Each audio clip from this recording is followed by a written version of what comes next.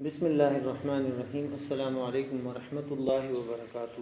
Environment, ماحول، یہ جو آپ تصویر میں دیکھ رہے ہیں، ہمارے ارد گرد جو چیزیں بھی ہیں، زمین، ہوا، پانی، پہاڑ، جانور، پودے، یہ سارے ہمارے ماحول کو بناتی ہیں، یعنی ہمارے ارد گرد جو بھی چیزیں ہیں وہ ہمارا ماحول ہے۔ ماحول کیا ہے؟ The word environment is derived from French word environner, which means to encircle or to surround. یعنی environment کا جو لفظ ہے وہ فرانسیسی زبان سے نکلا ہے، جس کا مطلب ہے گھیرنا یا گھیرنا، to surround اور to encircle یعنی اطراف سے گھیرنا۔ تو آپ لوگوں نے پہلے پڑھا کہ ہمارے ارد گرد جو چیزیں ہم کو گھیرتی ہے، جو چیزیں ہمیں انسرکل کرتی ہے، ہماری ارد گرد جو بھی قدرتی ماحول میں چیزیں ہوتی ہیں، ہمارے ارد گرد کیا ہوتے ہیں؟ پانی ہوتا ہے، زمین، ہوا، جانور، پودے، جنگلات، قدرتی وسائل جو نیچرل ریسورسز ہیں، یہ سب ہمارے ماحول کو بناتے ہیں۔ The most suitable definition of environment is, جو سب سے موزوں تعریف ہو سکتی ہے انوائرمنٹ کی، وہ کون سی ہے؟ It is the sum total of water, air and land and the inter relationship that exist among them with human beings, other living organism and material. پانی، ہوا، زمین اور انسانوں کے جو یہ چیزیں ہیں، ان سے جو تعلق، اور دوسرے جو جانور ہیں یا پودے ہیں، ان سے جو تعلق ہے، اس کو ماحول کہتے ہیں۔ انسانوں اور قدرتی جو دوسری چیزیں ہیں، جیسے کہ پانی، زمین، ہوا اور دوسرے جانور، ان کے ساتھ انسانوں کے تعلق کو اس کو ماحول کہتے ہیں۔ کمپوننٹس آف انوائرمنٹ کے جو اجزاء ہیں وہ تو بہت سارے ہیں، لیکن جو موسٹ امپورٹنٹ ہے وہ ہے ایئر، جو ایٹماسفیئر کی شکل میں ہماری ارد گرد موجود ہے۔ اللہ تعالیٰ نے ہمیں اس طرح سمجھیں کہ ہوا کی ایک تہ ہے، ہوا کی ایک کمبل ہے جو کہ ہماری ارد گرد موجود ہے، جس کو ہم ایٹماسفیئر کہتے ہیں۔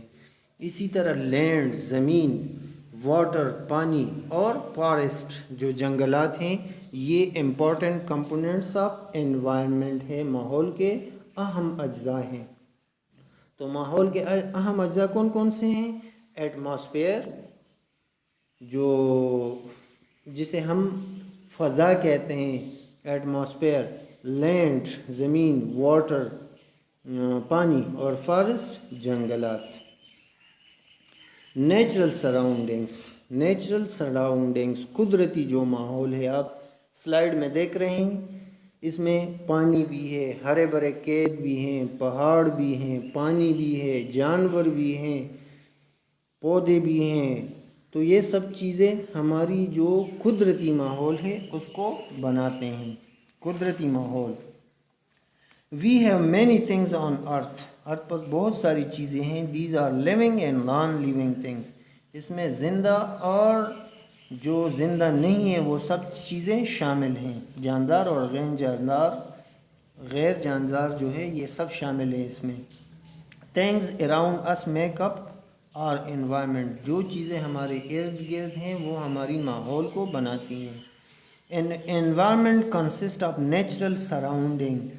یہ جو قدرتی چیزیں جو ہماری ارد گرد ہیں، which help one to grow and keep healthy.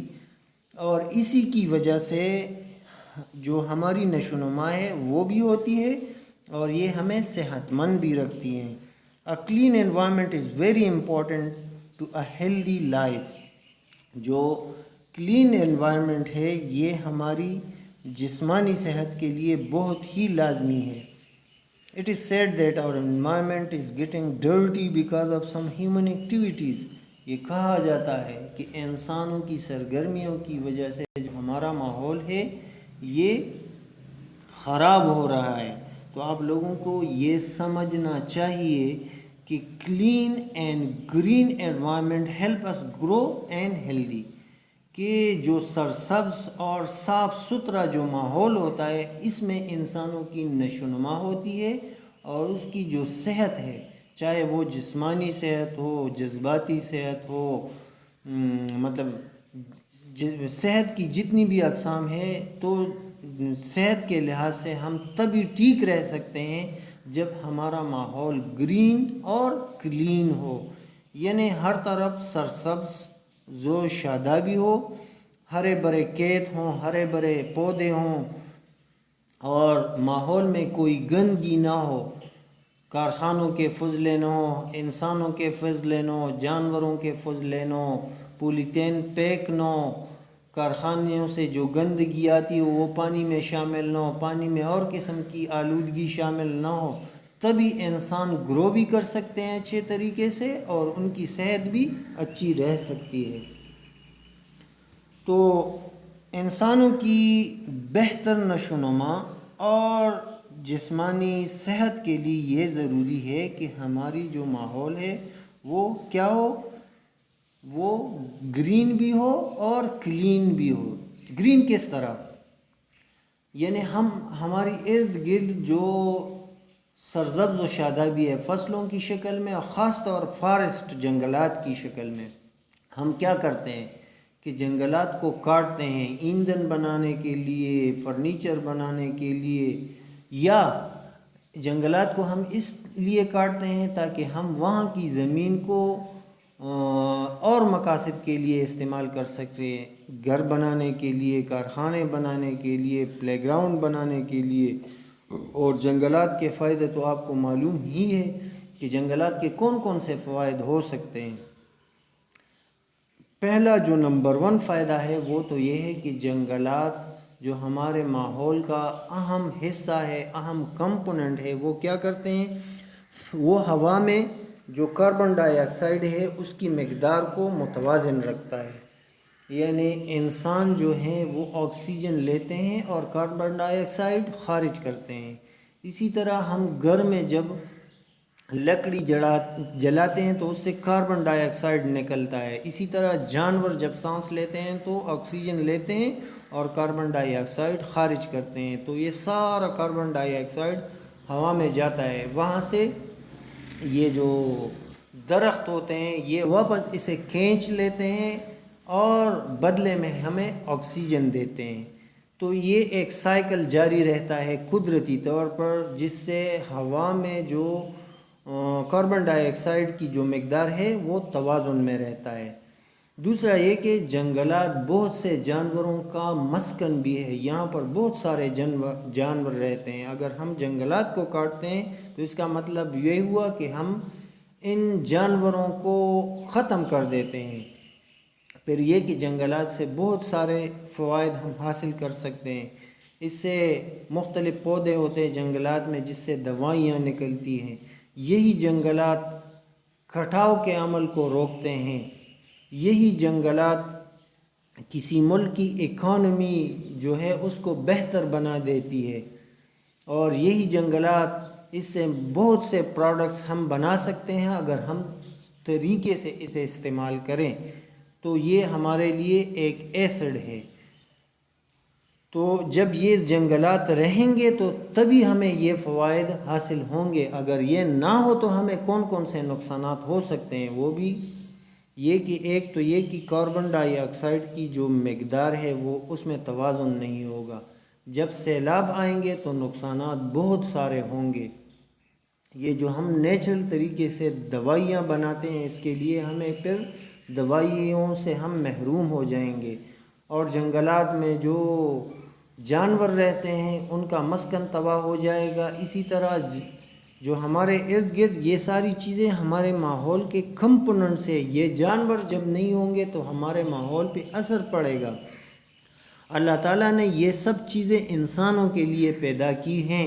یہ انسانوں کی ضرورت ہے. انسانوں کی زندگی کو بہتر بنانے کے لیے ان کی موجودگی ضروری ہے.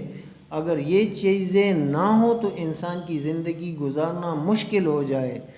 تو انسان کی بہتر زندگی جسمانی صحت کے لیے، جو جذباتی صحت ہے اس کے لیے، جو مینٹل صحت ہے اس کے لیے، یہ سب ضروری ہیں کہ یہ چیزیں اپنی اوریجنل حالت میں موجود ہوں. اسی طرح پانی کو لیجئے، پانی جو ہے یہ زندگی ہے. زندگی ہر ایک جو جاندار چیز ہے وہ اس کی ابتدا پانی سے ہوتی ہے، اور پانی کے بغیر یہ ساری دنیا نامکمل ہے. کم از کم اس پہ جو جاندار اشیاء ہے وہ پانی کے بغیر نہیں رہ سکتے. جب پانی کو ہم آلودہ کر دیتے ہیں، اس میں مختلف قسم کے گن پھینکتے ہیں، گٹر کا پانی اس میں جاتا ہے، کارخانوں سے جو فضلے نکلتے ہیں وہ اس میں شامل ہو جاتے ہیں، اور بھی گن ہم جانوروں کے اس میں مردہ جانور اس میں آتے ہیں، بہت سارا گن اس میں جمع ہو جاتا ہے. یہی پانی جب گندا ہو جائے تو ہم اسے پیتے ہیں نا. یہ نہیں کہ ہم دریاؤں سے پانی پیتے ہیں، جو زیر زمین پانی ہوتا ہے وہ یہاں سے تو جاتا ہے. جب پہاڑوں پہ برف ہوتا ہے وہ پگھل کے نیچے آتا ہے، اور وہی پانی ہم استعمال کرتے ہیں. اور پھر یہ جو لینڈ ہے، لینڈ زمین، اس پہ ہم کتنا گند پھیلا دیتے ہیں. آپ اپنی ارد گرد ماحول کو دیکھیں، آپ کو پولیتھین پیک جو ہیں وہ نظر آئیں گے. بہت سارا گند پھیلا ہوتا ہے جس سے ہمارا ماحول کلین بھی نہیں ہوتا، اور جو پودے ہیں اس کی وجہ سے گرین بھی نہیں ہوتا. تو اگر ہم چاہتے ہیں کہ اپنی ماحول کو، اپنی انوائرمنٹ کو اگر ہم مطلب صحیح رکھنا چاہتے ہیں، جس کی وجہ سے ہمیں فائدہ ہوگا، ہماری جسمانی صحت، جو دماغی صحت ہے اور جذباتی جو صحت ہے وہ بھی ٹھیک رہے گا، اور اس ماحول میں ہم پلیں گے، بڑھیں گے، اور ہماری جو زندگی ہے وہ آسانی سے گزرے گی. تو یہ تھے ماحول اور ماحول کے جو فیکٹر تھے اس کے بارے میں سبق. بڑھتے ہیں ہوم ورک کی طرف. ہوم ورک میں 3 سوالات ہیں. پہلا جو سوال ہے، what does environment mean؟ environment یا ماحول کا مطلب کیا ہے؟ how can we keep our environment green؟ ہم کس طرح اپنی ماحول کو گرین، سرسبز و شاداب رکھ سکتے ہیں؟ what are the important components of environment؟ environment کے جو اہم کمپوننٹس ہیں وہ کون کون سے ہیں؟ اسی کے ساتھ آج کے سبق کا اختتام ہوتا ہے. آپ لوگوں سے اجازت چاہتا ہوں. السلام علیکم ورحمۃ اللہ وبرکاتہ.